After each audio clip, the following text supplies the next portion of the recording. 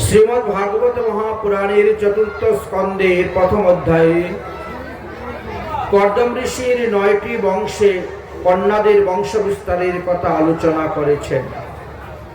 তার মধ্যে অত্রি এবং অনুসূয়া থেকে যে সন্তান জন্ম হয়েছিলেন তারা ব্রহ্মা, বিষ্ণু, মহেশ্বর তিনজন এসেছিলেন। এতদিন আমরা সর্বস্থানে শুনতে পেয়েছি যে কোথায় ব্রহ্মা, কোথায় বিষ্ণু, আর কোথায় আবার মহাদেব এসে অবতীর্ণ হয়েছেন। কিন্তু একই মায়ের গর্ভে তিনজন অবতীর্ণ হয়েছেন, এমন কথা বড় বিরল শোনা যায়। ভক্তিতত্ত্ব এমনই, ভক্তির দ্বারা অসাধ্য বস্তু সাধন করা যায়। ব্রহ্মা, বিষ্ণু, মহেশ্বর তিনজনকে অত্রিময়ীর স্ত্রী অনুসূয়া পুত্ররূপে লাভ করতে পেরেছিলেন। অনুসূয়া একজন মহাসতী। সেই অনুসূয়ার বিবাহ হয়েছিল অত্রিমুনির সহিত। অনুসূয়া কর্দম ঋষির দ্বিতীয় কন্যা ছিলেন, ২ নম্বর কন্যা। বিবাহিত জীবনে বহুদিন গত হয়ে গেছে, কোনো সন্তানাদি লাভ করা যাচ্ছে না, যার কারণে সন্তান লাভ করার জন্য তারা তপস্যা করতে আরম্ভ করলেন। কর্দম ঋষি কন্যা অনুসূয়া, তিনি যেমন তপস্যা করতেছেন, অত্রিমুনিও তেমনি তপস্যা করতেছেন। দীর্ঘদিন গত হয়ে গেছে এইভাবে তপস্যা আচরণের মাধ্যমে, তথাপিও কোনো সন্তান লাভ করতে পারছেন না। উদ্দেশ্য হলো কি, ভগবানের মতন আমি একটি সন্তান চাই। ভগবানের মতো সন্তান পেতে গেলে তো ভগবান ছাড়া দ্বিতীয় কেউ নেই। তিনি যখন সন্তান রূপে আসবেন তখন তো অনেক যুগ, তিথি, নক্ষত্র ইত্যাদি দেখে তারপর আসতে হবে, যাকে তাকে তো পাঠালে হবে না। এই জন্য এদিকে বৈকুণ্ঠ ধামে লক্ষ্মী ঠাকুরানীর মনে বড় অহংকার, আমি হলাম এই ত্রিভুবনের মধ্যে সব থেকে বড় সতী, আমার থেকে বড় সতী আর কেউ নেই। তো এই অহংকারের, অভিমানের কারণে নারায়ণ ওখানে গিয়ে আর সেই আদর, যত্ন, ভালোবাসাটা ঠিক মতো পান না। অভিমানটাই পতনের মূল হয়, অহংকারটা পতনের মূল হয়। তো এই উপকারে আসবে যে লক্ষ্মীরও কিভাবে পতন হয়েছিল। দ্বিতীয়ত আমরা দেখতে পেলাম ব্রহ্মলোকে ব্রহ্মার স্ত্রী ব্রহ্মাণীর, তিনার মনের মধ্যে অহংকার, আমি হলাম 14 ভুবনের মধ্যে মহাসতী, আমার থেকে বড় সতী আর কেউ নেই, আর হতেও পারবে না। ঠিক তেমনি ভাবে কৈলাসে পার্বতীর মনেও অহংকার এসে গেল। তিনিও মনে করেন আমি হলাম সব থেকে বড় সতী, আমার থেকে বড় সতী আর কেউ নেই।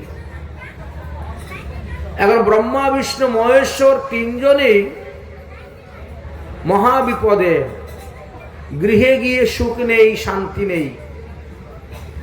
যার স্ত্রী অভিমানী হয়, যার স্ত্রী অহংকারী হয়, তার সুখ পায় না, সুখ পাওয়া যায় না।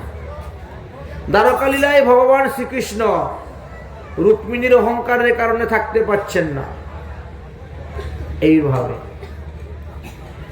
কিন্তু এদের গর্বকে খর্ব করব কেমন করে, এটাও একটা চিন্তার বিষয়। একদিন তীর্থ ভ্রমণ করতে করতে দেবর্ষি নারদ বৈকুণ্ঠে উপস্থিত হয়েছেন। তো নারায়ণ বলছেন, দেখো তোমার মা লক্ষ্মী ঠাকুরানীর এত অহংকার, এত অভিমান, এত গর্ব, যার কারণে ওখানে আমি দাঁড়াতে পারি না, স্থান পাচ্ছি না, আগের মতো সেই আদর, প্রীতি, ভালোবাসা, প্রেম পাচ্ছি না। এই লক্ষ্মী ঠাকুরানীর গর্বটাকে একটু খর্ব করার ব্যবস্থা করতো বাবা। নারদ মুনি বলছে ঠিক আছে আমি করতে পারি, কিন্তু আপনি ঘরে থাকতে পারবেন না। আপনি ঘর থেকে অন্যত্র চলে যান, তারপরে যা করার আমি করব। কৈলাস পর্বতে গেছেন, মহাদেবও বলতেছেন সেই কথাই। নারদ মুনির একই কথা, তাহলে আপনি ঘর থেকে চলে যান, 2-4 দিনের জন্য বেরিয়ে চলে যান, যা করার আমি করব। ঠিক তেমনি ভাবে ব্রহ্মলোকে গিয়েছেন, ব্রহ্মাও বলতেছেন সুপুত্র সুভক্ত হলে তার কাছে সবাই মনের দুঃখের কথা বলে। কোথায় যদি আমাদের কোনো দুঃখ হয়, কষ্ট হয়, তখন আমরা আপনজনের কাছেই সমস্ত দুঃখের কথা বলি, কিছুটা প্রশমন হয় দুঃখটা।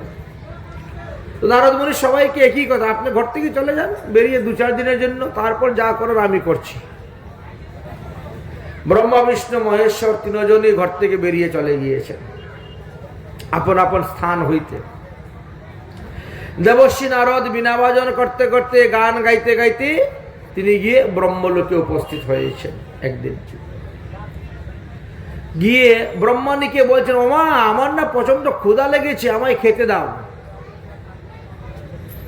তো ব্রহ্মাণী তাড়াতাড়ি খাবার বেড়ে দিয়েছেন, নাও বসো খাও। 2-4 গ্লাস মুখে দিয়ে বলছে, কি রান্না করেছো, খেতে কোনো স্বাদই নেই, ভালো লাগছে না, খেতে স্বাদ নেই, বলিস কি? আমার থেকে ভালো রান্না করতে পারে এমন কেউ আছে 14 ভুবনে? কেন থাকবে না? তুমি যদি কখনো সুযোগ পাও, সময় পাও, একবার ভারতবর্ষে যেও তো। ভারতবর্ষে চিত্রকূট নামে একটি পর্বত আছে, ওখানে অত্রিমুনির স্ত্রী অনুসুয়া মহাসতী নারী। আরে তিনার হাতে রান্না যে খেয়েছে, তার কাছে আর অন্য কোন লোকের রান্না ভালো লাগবে না, এত সুস্বাদু হয়েছে, প্রসাদ অমৃত খাওয়া হয়েছে। কি রান্না করেছ? লবণে তিতা মরচে ঝাল, খাওয়া যায় নাকি এগুলা? এই বলে তিনি উঠে চলে এসেছেন। ব্রহ্মাণী তো রেগে গিয়েছেন, কি আমার থেকে মহাসতী আছে, থাকতে পারবে না, থাকতে দিব না, আমি হব একমাত্র মহাসতী, আমার থেকে বড় কেউ থাকতে পারবে না। একে বলা হয় মাৎসর্য। এমনই মাৎসর্য হয়েছে। এখন তো উনি বেরিয়ে চলে গেছেন নারদ মুনি। কিছুক্ষণ পরে ব্রহ্মা এসে ঢুকেছেন ব্রহ্মলোকে। এবার ব্রহ্মাণী বলছেন, ওগো তোমার ছেলে নারদ এসেছিল, সে বলে গিয়েছে পৃথিবীতে নাকি অনুসুয়া নামে এক মহাসতীর আবির্ভাব হয়েছে। ওই মহাসতীর হাতে রান্না খেয়ে তোমার ছেলে ভুলে গেছে আমার হাতে রান্না তার আর স্বাদ লাগে না। অতএব তুমি যাও, যেন তেন প্রকারেণ ওই মহাসতীর সতীত্ব নষ্ট করে আসো, কারণ এই 14 ভুবনের মধ্যে আমি থাকবো একমাত্র সতী, আর কেউ থাকতে পারবে না দ্বিতীয়। যাও সতীত্ব নষ্ট করে আসো। ব্রহ্মা বলছেন, এই বুড়া বয়সে যাব সতী নারীর সতীত্ব নষ্ট করতে? ওরে বাবা, সতী নারীদের যে ক্ষমতা তা বলার উপায় নেই। দেখো, বিন্ধ্যাসতীর সতীত্ব হরণ করতে গিয়ে ভগবান বিষ্ণুকে শালগ্রাম শিলা হতে হয়েছে, আর আমি যাব মহাসতী অনুসুয়া সতীত্ব নষ্ট করতে। আমাকে যে কি বানিয়ে রেখে দিবে তার তো অন্ত নেই। অতএব দেবী আমার দ্বারা হবে না। হবে না মানে হতেই হবে। তুমি যদি না করো তাহলে আমি আর থাকবো না ব্রহ্মলোকে, আমি চললাম বাপের বাড়িতে। সোজা কথা।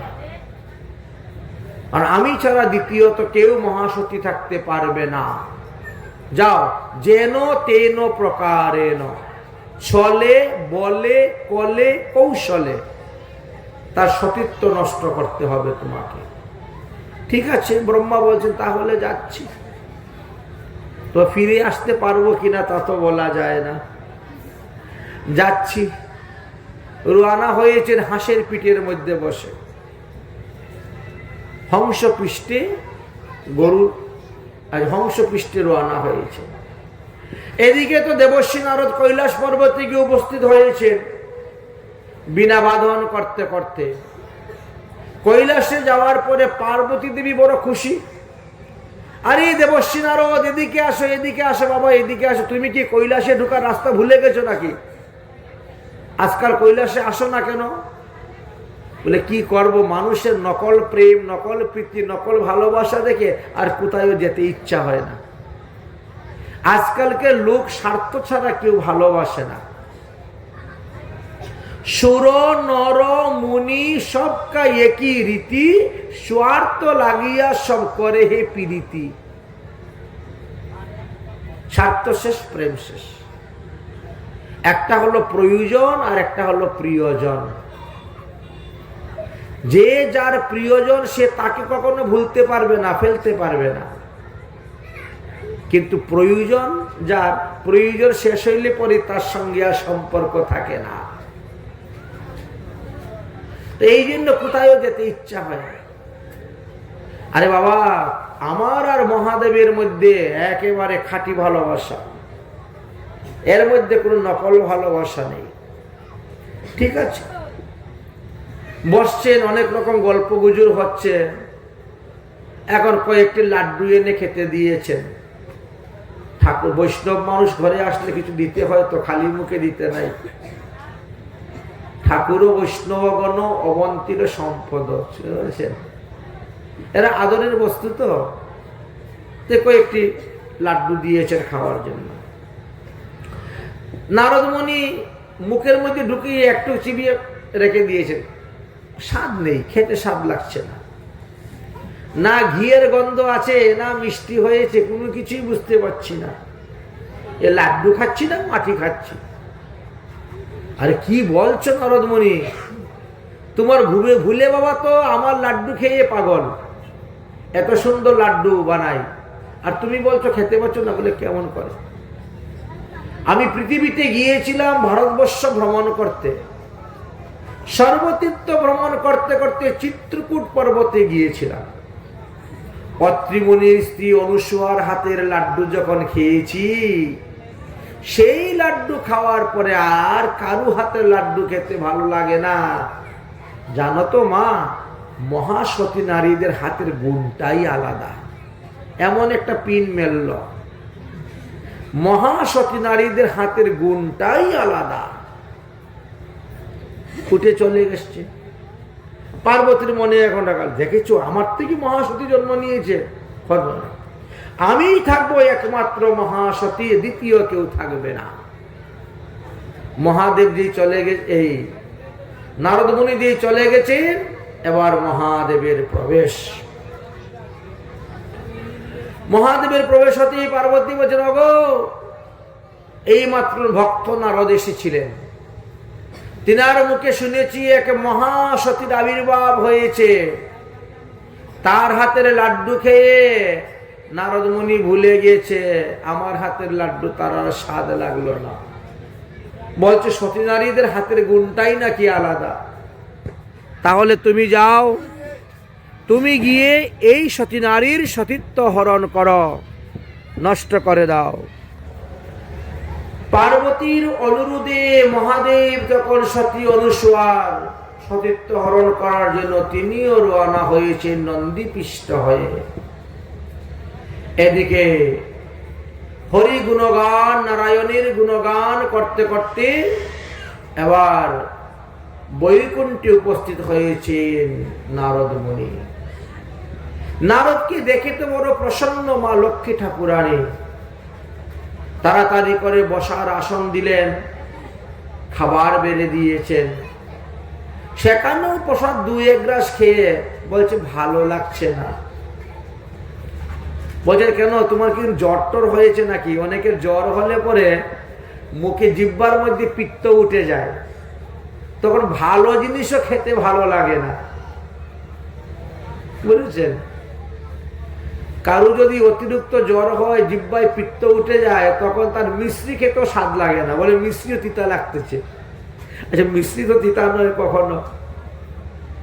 তো কি ব্যাপার, তোমার কি জ্বর জাটি কিছু হয়েছে নাকি, খেতে স্বাদ পাচ্ছ না? বলে না, পৃথিবীতে এই সতী অনুসূয়ার হাতে রান্না খেয়েছি, এ তো মহাসতী। সেই মহাসতীর হাতে রান্না খাওয়ার পর থেকে না আমার আর কারু হাতে রান্না খেতে স্বাদ পাওয়া যায় না, ভালো লাগে না।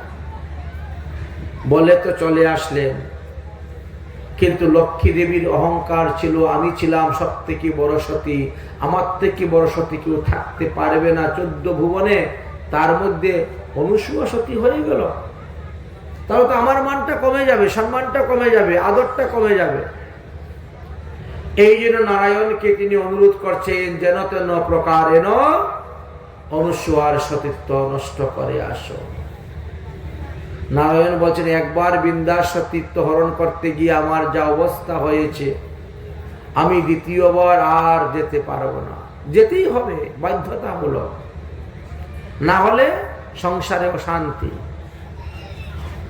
ঝগড়াঝাটি, অশান্তি লেগে যাবে। যাই হোক, নারায়ণ গরুর পৃষ্ঠে হয়ে রওনা হলেন আর অত্রিমুনির আশ্রমের কাছে গিয়ে উপস্থিত হয়েছেন। চিত্রকূট পর্বতের উপরে যে উপস্থিত হয়েছে, তখন দেখেন ওখানে ব্রহ্মাও এসে দাঁড়িয়ে আছেন, মহাদেব এসে দাঁড়িয়ে আছেন। বলে, কি ব্যাপার, তোমরা দুজন এখানে কেন? বলে, আমাদের ঘরে এই ঘটনা। বলে, আমারও তো ঘরে তাই, সবার ঘরে একই অবস্থা, এবার কি করা যায়? বলে, চলো তাহলে তিনজনে মিলে বুদ্ধি করে, যুক্তি করে সতী অনুসূয়া সতীত্ব নষ্ট করতে হবে। ছলে বলে কলে কৌশলে। কিন্তু অত্রিমুনি তো এখনো আশ্রমেই আছেন, এখন যাবেন কেমন করে? অভিসম্পাদ দিয়ে ভস্ম করে দিবেন? ঠিক আছে, এবার চিন্তা করলেন, তাহলে অত্রিমুনি বেরিয়ে যাক, উনি বেরিয়ে যাওয়ার পরে আমরা তিনজনে একটা ব্যবস্থা করব। অত্রিমুনি সকালবেলা যখন তপস্যায় যাবেন, তোর অনুসূয়াকে বলছেন, দেখো অনুসূয়া, আমরা তো গৃহস্থ মানুষ, গৃহস্থের প্রধান সেবা হলো অতিথি সেবা। যদি কোনো গৃহস্থের ঘরে কোনো অতিথি আসেন, আর যদি অতিথিকে আদর আপ্যায়ন না করা হয়, সেবা না দেওয়া হয়, তাহলে কিন্তু অতিথির সঙ্গেই আমাদের সমস্ত পুণ্য চলে যাবে। অতএব আমি তো তপস্যায় যাচ্ছি, যদি কোনো অতিথি আসেন বাড়িতে, তা তুমি কিন্তু তাদেরকে সেবা দিও, সেবা যত্ন করিও। অতিথি যাহা খেতে ভালোবাসে তাহাই রান্না করিও। অতিথি যেভাবে খেতে ভালোবাসে সেভাবেই তাদের সেবা দিও, যাতে অতিথি বিমুখ হয়ে না যায়। অতিথি বিমুখ হইলে ধর্ম যাবে রসাতলে, ধর্মকর্ম যা করছি সব শেষ হয়ে যাবে।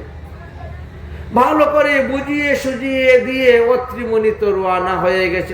সত্যি অনুসূয়া তো স্বামীর আদেশ সর্বদা পালন করেন। সতী নারীদের কর্তব্য হলো স্বামীর আদেশ পালন করা। এবার ব্রহ্মা বিষ্ণু মহেশ তিনজন সাধু বেশ সেজেছেন।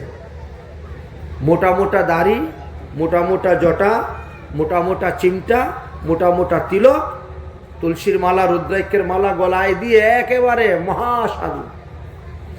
তিনজন সাধু বেশ সাজে এসে উপস্থিত। ভিক্ষাং দেহি।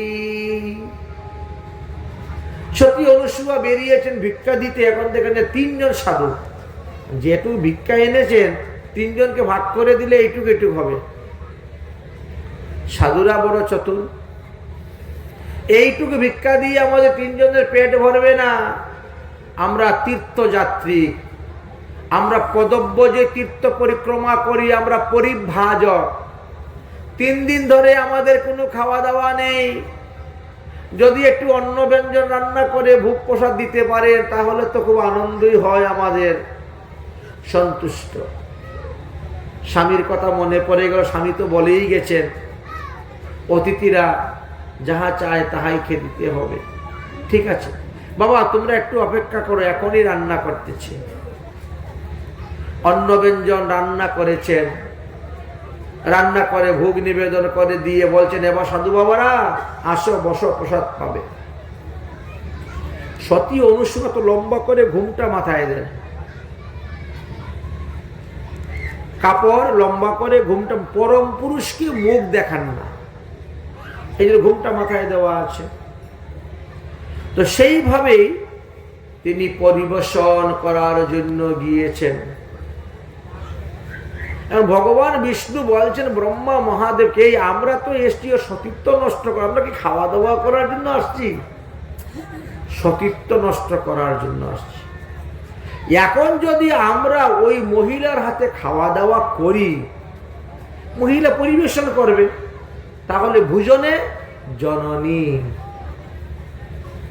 যিনি আদর আপ্যায়ন করে আপনাকে পেট ভরে খাওয়াবেন, তিনি জননী সমতুল্য হয়ে যান, ভোজনে জননী।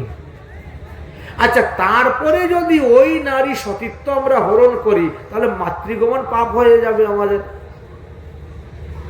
যেহেতু জননী হয়ে গেছে। কৃষ্ণ যেমন পতুনার স্তনদুগ্ধ পান করতে গিয়ে চিন্তায় পড়ছেন, তোর মাতৃহত্যা পাপ হয়ে যাবে, তার স্তনদুগ্ধ পান করার পরে তাকে মারবো, মাতৃহত্যা পাপ হয়ে যাবে, এইভাবে চিন্তা। তাহলে কি করা যায়? বলে আমরা খাবো না। আরে পাতার মধ্যে বসে গেছি, আগে খাওয়া প্রার্থনা করছেন, এখন বলছো খাবো না, কিভাবে খাবো না? বলে দেখ, একটা অভিনয় করতে হবে তো। যেই সতী অনুসূয়া অন্ন পরিবেশন করার জন্য এসেছেন, এমনি তিনজনে হাত দিয়েছেন, খবরদার আপনি অন্ন দিবেন না আমাদেরকে। আরে তোমরা আগে বললে ক্ষুধা লেগেছে, 3 দিনের উপবাস তীর্থ ভ্রমণ করতে করতে, এখন বলছো দিবেন না, খাবো না। বলে ওভাবে দিলে তো আমরা খাই না, অন্ন আবার কিভাবে পরিবেশন করে? বলে মাথার থেকে ঘুমটা নামিয়ে পরিবেশন করতে হবে।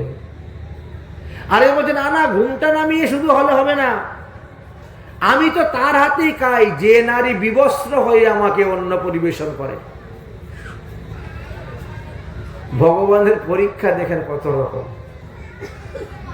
যেই শুনেছেন এমনি তো লজ্জায় দৌড় দিয়ে ঘরে চলে গেছেন, এ আবার কেমন সাধুরে বাবা, উনি যার তার হাতে খায় না, যে নারী বিবস্ত্র অবস্থায় পরিবেশন করে তার হাতে খায়। এত বড় আশ্চর্য কথা, ও তো সম্ভবই নয়। এ হয় কেমন করে? সম্ভব না হলে আমরা চলে যাচ্ছি, খাবো না তোমার বাড়ি, যে আমাদেরকে ওইভাবে দিবে তার বাড়ি খাবো। উঠে গেছেন ব্রহ্মা বিষ্ণু মহেশ্বর। সতী অনুসূয়া বড় চিন্তার মধ্যে পড়লে গেলেন। আমার স্বামী বলে গিয়েছেন যে অতিথি যেভাবে সেবা গ্রহণ করতে চায় তাকে সেভাবেই সেবা দিতে হবে, আর না হলে আমাদের ধর্মকর্ম সব রসাতলে যাবে। এবার কি করা যায় উপায়? ঘরের ভিতরে গিয়ে হাতের মধ্যে জল নিয়েছেন, স্বামীকে চিন্তন করে জলের মধ্যে মন্ত্রপুত করে তিনি সংকল্প কি করেছি, স্বামীর আদেশ অনুসারে আমি অতিথি সেবা করতে যাচ্ছি বিবস্ত্র হয়ে। তবে যে 3 সাধু এসেছে, ওই সাধুদের মনের মধ্যে যদি কোনো কপটতা থাকে, তাহলে আমার অভিশাপে তারা যেন 6 মাসের শিশু হয়ে যায়। কারণ 6 মাসের শিশুর সম্মুখে মা যদি বিবস্ত্র হয়, এটা নারী ধর্মও নষ্ট হবে না, লজ্জাও নেই, কিন্তু কিছুই নেই। এই সংকল্প করে তিনি সংকল্প জল রেখে দিয়ে আর তিনি স্বামীকে প্রণাম করে বিবস্ত্র হয়ে সেই প্রসাদে নিয়ে তিনি রওনা হয়েছেন। সঙ্গে সঙ্গে ব্রহ্মা বিষ্ণু মহেশ্বর 6 মাসের শিশু হয়ে গেছেন। দেখে সতী নারীদের গুণটা কতটুকু। আর 6 মাসের শিশু হয়েছে, এখন তো কান্না শুরু করেছে, মা মা মা মা করে কান্না শুরু হয়েছে। এখন আর কে ভাত খাবে? অন্নপ্রাশন হলো কিনা ভগবান জানে। 6 মাসের এবার কি করেন, ভাতের থাল রেখে দিয়ে এখন কুলে তুলে নিয়ে আদর শুরু হয়েছে। কুলে তুলে নিয়ে এখন আদর শুরু করেছেন। এটা ঘুরতেছে কেন? টাইট না করলে হচ্ছে না।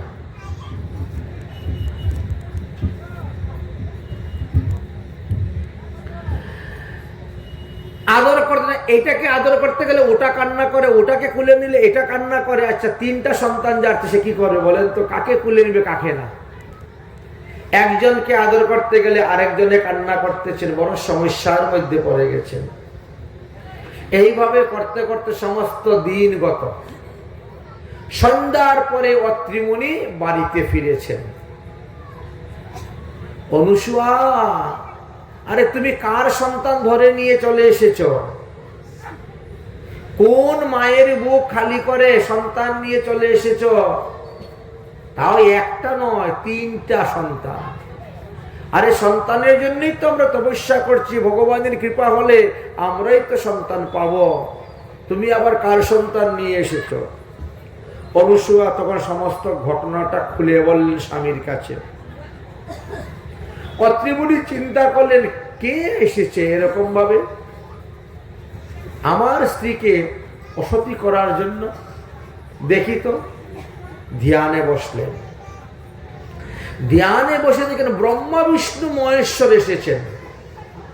সর্বনাশ, এ আবার কোন লীলা ভগবানের? কথাটা গোপন রেখে দিলেন, প্রকাশ করলেন না।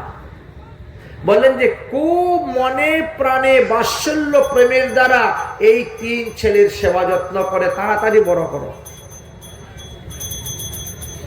সেবা যত্ন শুরু হয়ে গেছে। সেবা যত্ন করতে করতে আরো 6 মাস চলে গেছে, 1 বৎসরের হয়ে গেছে। এদিকে বৈকুণ্ঠে লক্ষ্মী ঠাকুরানী তো বড় চিন্তার মধ্যে পড়ে গেছেন। আচ্ছা, পৃথিবীতে একজন মানুষকে অসতী করতে কি এত সময় লাগে? 6 মাস লাগে? এত 6 মিনিটের ব্যাপারও নয়। তাহলে আমার গোবিন্দ, আমার নারায়ণ কোথায় গেলেন? দেখি তো নারায়ণকে একটু খুঁজে নিয়ে আসি। খোঁজার জন্য বেরিয়েছেন। ঠিক তেমনি কৈলাস পর্বত থেকে পার্বতী বেশি বেরিয়েছে, ব্রহ্মলোক থেকে ব্রহ্মানি বেরিয়েছেন। তিনজনের স্বামীকে খুঁজতেছেন। স্বামী যার আছে তার মাথার উপরে তো বিরাট বড় ছাদ, তাই না? যার স্বামী নাই তার ছাদ নাই। এই জন্য স্বামীকে খুঁজতে বেরিয়েছেন। সে যাই হোক, ল্যাংড়া হোক, অন্ধ হোক, খোড়া হোক, কালো হোক, নির্গুণ হোক, তবু তো স্বামী। বেরিয়েছে। বেরোতে বেরোতে সরস্বতী নদীর তীরে আসার পরে তিনজনের দেখা। একই লক্ষ্মী, তুমি এখানে কেন? একই ব্রহ্মাণী, তুমি এখানে কেন? তখন সমস্ত ঘটনাটা বললেন। এখন দেখা যায় সমস্ত ঘটনার মূল চক্রান্ত হলো নারদ।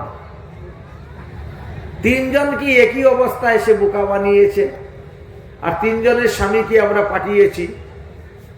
তাহলে এখন আমাদের স্বামী তিনজন কোথায় আছেন?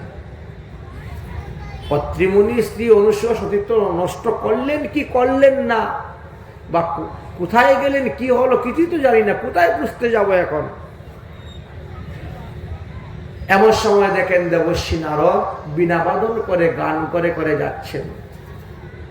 ওহে দেবশ্রী নারদ, শুনো শুনো, তোমার প্রভু কোথায়?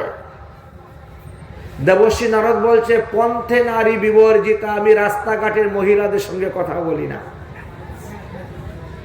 বললেন, রাস্তাঘাটে দাঁড়িয়ে মহিলাদের সঙ্গে কথা বলতে নাই, এটা শাস্ত্রের নিয়ম আছে। এই জন্য আমি মহিলাদের সঙ্গে কথা বলি না।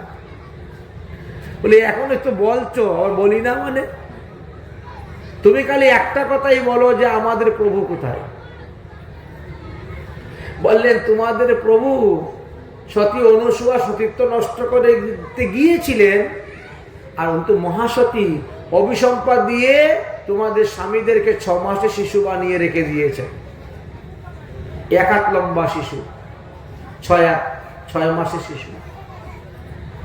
অতএব যদি স্বামীকে সতীর হাত থেকে উদ্ধার করতে চাও, তাহলে ওখানে গিয়ে একটু বাড়াবাড়ি করিও না, গিয়ে সতী অনুসুয়ার সেবা করো। তিনার কৃপা হলে পরেই স্বামী ফিরত পাবে, না হলে পাবে না। এই বলে নারদ মুনি চলে গেলেন। এখন লক্ষ্মী, সাবিত্রী আর পার্বতী তিনজন তখন কি করলেন? সাধারণ মানুষের বেশ ধারণ করলেন, 21 হাত লম্বা লম্বা।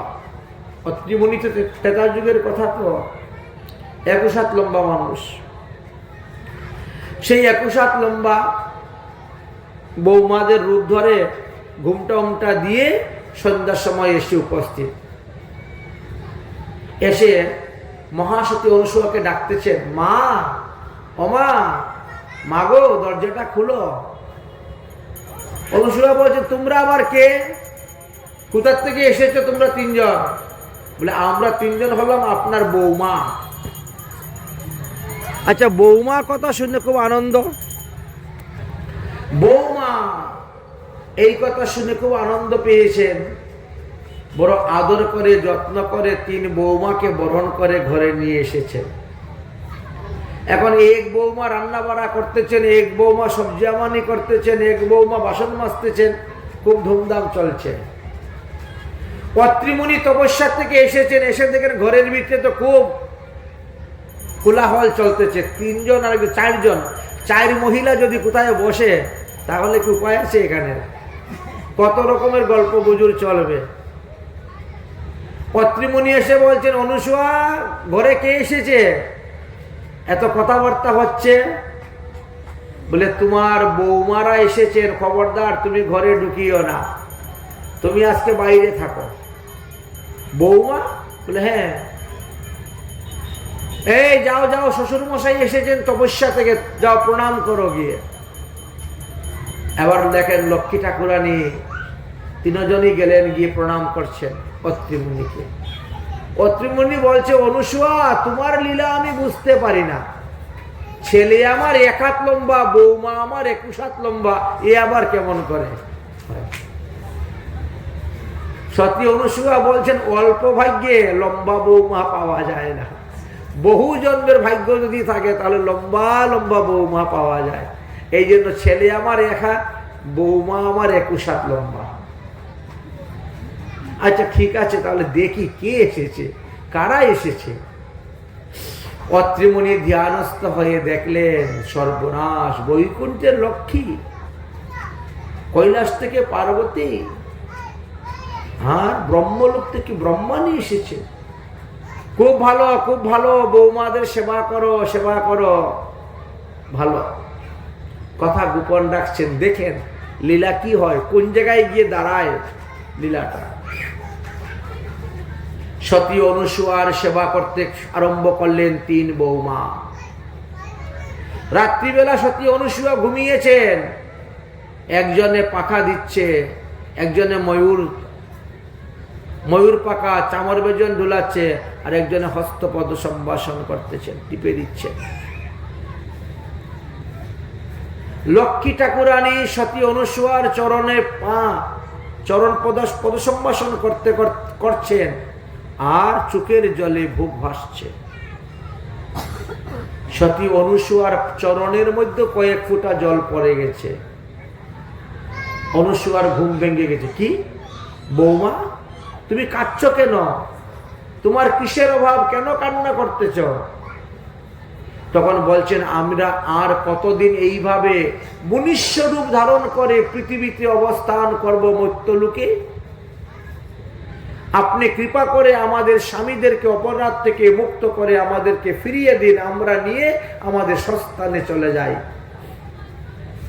সতী অনুসূয়া বলে, তাহলে বলো তোমরা কারা? আমি যখন আগে জিজ্ঞেস করছিলাম তোমরা কারা, তোমরা বলছো বৌমা, তা আমি তো আর জিজ্ঞেস করি নাই, নাম ঘাম থাম দরকার নেই আর কিছু জানার। এখন প্রয়োজন আছে, এখন বলো তোমরা কারা। আর এই 3 জনই বা কারা, কেন এসেছিল আমার সতীত্ব নষ্ট করার জন্য, বলো। তখন বলতে বাধ্য, ইনি হলেন নারায়ণ, আমি হলাম তিনার স্ত্রী লক্ষ্মী, ইনি হলেন মহাদেব, ইনার স্ত্রী এই পার্বতী, ইনি হলেন ব্রহ্মা, ইনার স্ত্রীর স্বামী। ও আচ্ছা। তখন অভিসম্পাদ ফিরিয়ে নিলেন। ব্রহ্মা বিষ্ণু মহেশ্বর পুনরায় আগের মতো হয়ে গেলেন। সতী অনুসূয়ার হাতের সেবা গ্রহণ করে অত্রিমুনির তপস্যাতে সন্তুষ্ট হয়ে তখন ব্রহ্মা বিষ্ণু মহেশ্বর বললেন, আমরা 3 জন তোমার 3 পুত্র রূপে এসে জন্মগ্রহণ করব। একই মায়ের গর্ভে, দেখেছেন? তাই ভগবান বিষ্ণু আসলেন দত্তাত্রয় রূপে, মহাদেব আসলেন দুর্বাসা রূপে, আর ব্রহ্মা আসলেন সোম রূপে। এই 3 জন 3 নামে এসে অত্রি মুনির পুত্ররূপে, অনুসুয়ার পুত্ররূপে জন্মগ্রহণ করেছিলেন। এইভাবে মুনি বংশ কথা আলোচনা করেছেন। কর্দম ঋষির যে 9টি মেয়ে, 9 মেয়ের বংশ বিস্তার যে হয়েছিল, তার মধ্যে যত মুনি ঋষিগণ জন্ম নিয়েছিলেন, সেই মুনি পরম্পরা, বংশ পরম্পরা আদরণীয় সুখদেব গোস্বামী পাদ পরীক্ষিত মহারাজের কাছে তাহা বর্ণন করলেন। অতঃপর সুখদেব গোস্বামী পাদ মহারাজ পরীক্ষিতকে বললেন, হে রাজন, এবার আমি উত্তানপাদের বংশের কথা তোমার নিকটে আলোচনা করব।